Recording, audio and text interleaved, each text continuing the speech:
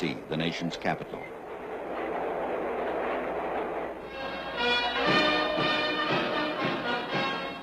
This will be the first meeting for President John F. Kennedy and Mrs. Kennedy with the man who played a leading role in the creation of African unity.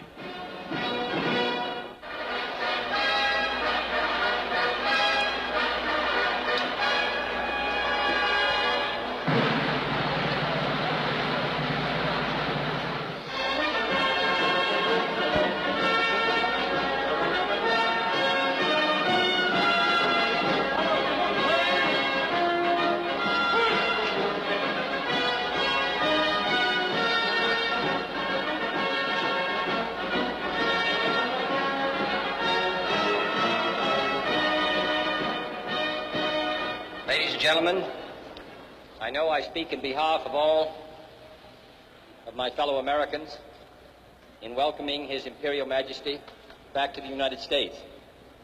Since His Majesty visited the United States nearly a decade ago, we have seen one of the most extraordinary revolutions in history, and that has been the appearance on the world scene of 29 independent countries in the short space of less than 10 years, including over 150 million people.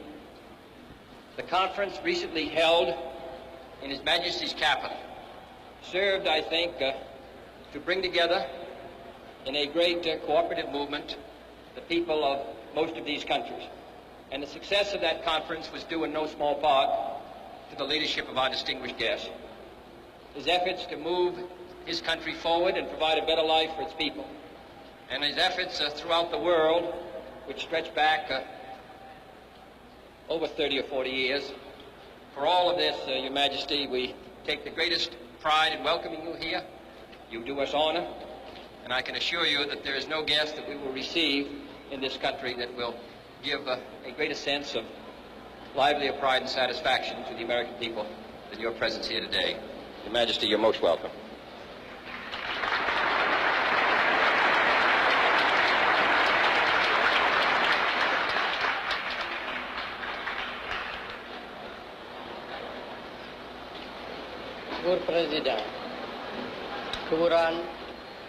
Mr. President, Mrs. Kennedy, Your Excellencies, ladies and gentlemen, I am deeply touched by the generous words of welcome which you have addressed to me, Mr. President, and by the warmth with which the American people have greeted me during the few short hours I have been in the United States. In the decade which has elapsed since my first voyage to America, the face of the globe has been vastly altered. Africa and Asia have been transformed into continents whose people are almost entirely removed from the subjugated status which was the lot of so many of them but a few short years ago. As free men, we Africans are now seeking the unity and the oneness which will enable us to put our freedom to the best use. The service of the peoples of our continent, the defense of right and justice, the protection of the peace.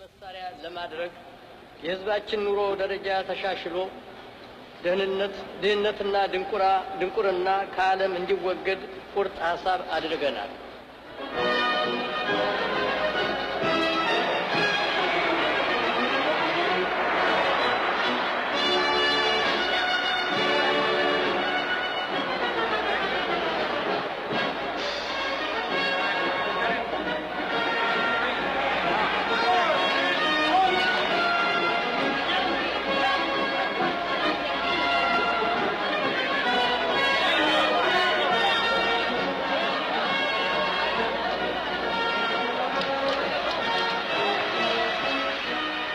A group of Ethiopian women are among the welcoming crowds. The Emperor of Ethiopia has come to Washington to discuss important aspects of world peace and economic progress. He confers with President Kennedy on African problems and aspirations in these vital areas.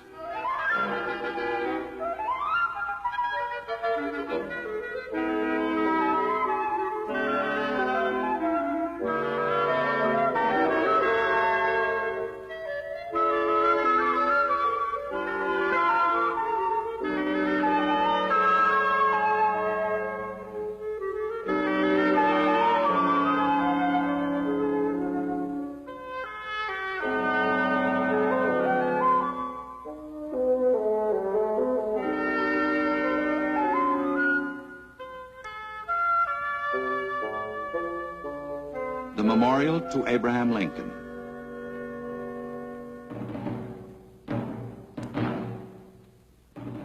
The Emperor and his party arrive at the Lincoln Memorial to place a silver wreath in honor of the American president, who is an international symbol of unity and freedom. President Kennedy's Secretary of Interior, Stuart Udall, accompanies the Emperor. Included in the Emperor's party are Ras Imru Haile Selassie, Ambassador Dinky, Ethiopian ambassador to the United States, and Ambassador Kore, United States ambassador to Ethiopia.